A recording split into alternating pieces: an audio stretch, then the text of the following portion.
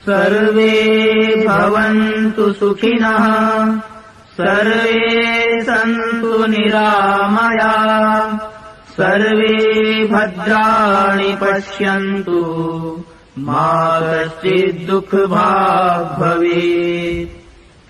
हे सब सुखी हों, कोई न हो दुखारी, सब हो निरोग भगवन, धन धान्य के भंडारी। सब भद्र भाव देखें, सन्मार्ग के पथिक हों, दुखिया न कोई होवे, सृष्टि में प्राणधारी। नमस्ते दोस्तों, आरवीर हनुमान श्रेष्ठ से मैं सोहन सिंह आर्य श्री हनुमान जी के उस प्रसंग पर प्रकाश डालूंगा कि कुछ लोग कहते हैं कि श्री हनुमान जी ने जन्म के कुछ समय बाद ही उड़कर सूर्य को फल समझकर मुख में रखकर पृथ्वी पर लौट आए थे। उस कवि ने यह वर्णन इसलिए लिखा कि उन्होंने वेदों को नहीं पढ़ा था। अगर वह कवि वेदों को पढ़ लेते तो ऐसी मिथ्या बातें कभी नहीं लिखते। ये सूर्य के बारे में विज्ञान में लिखा है कि सूर्य पृथ्वी से लाखों गुना बड़ा 15 करोड़ किलोमीटर दूर है। उसका तापमान 6000 डिग्री सेंटीग्रेड है।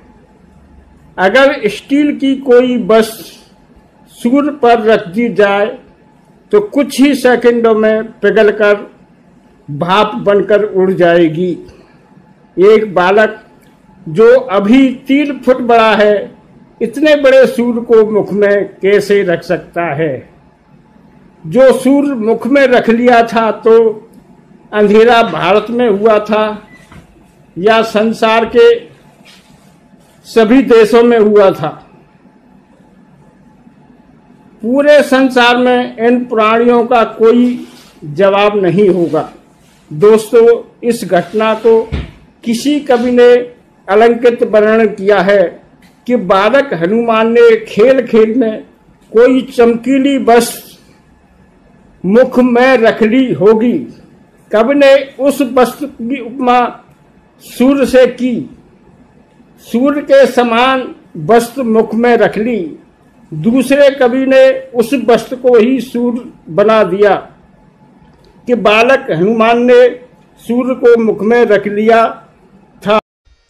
सूर्य पृथ्वी से इतनी दूर है कि एक रॉकेट 1 घंटे में 1000 किलोमीटर चले तो उसे सूर्य तक पहुंचने में 16 साल लगेंगे और वापस आने में 16 साल लगेंगे।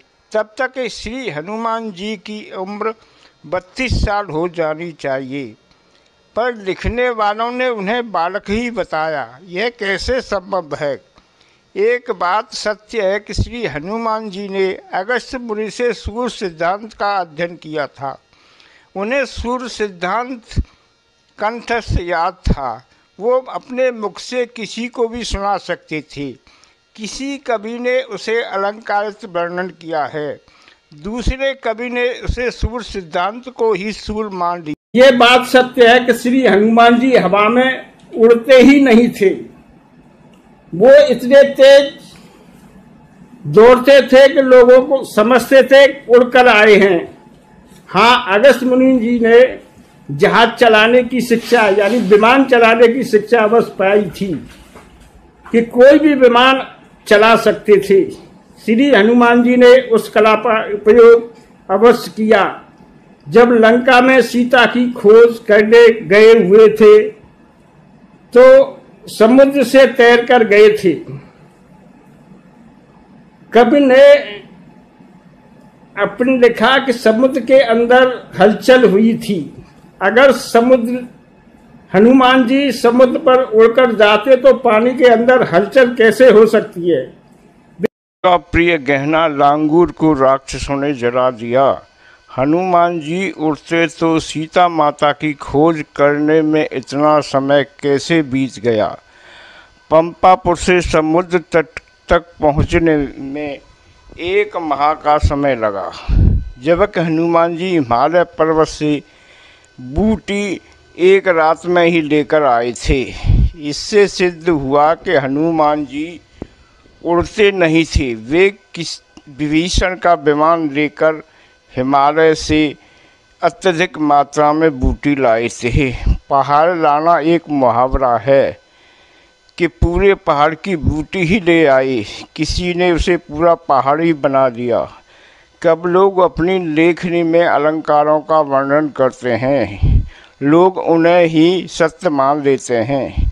श्री हनुमान जी उच्च कोटि के इंसान व विमान चलाने की कला जानते थे। बिना विमान के वे उड़ नहीं सकते थे। सूर्य सिद्धांत पर उन्होंने कई खोज की होंगी। उसी से लोगों ने मान लिया कि श्री हनुमान जी ने सूर्य को मुख में रख लिया था। सत्य को जानो और मानो, यही संदेश हम देना चाहते हैं। सभी भाइयों से निवेदन है कि हमारी वीडियो पसंद आए तो लाइक करें, कमेंट करें, शेयर करें और चैनल को सब्सक्राइब करें। नमस्ते जी।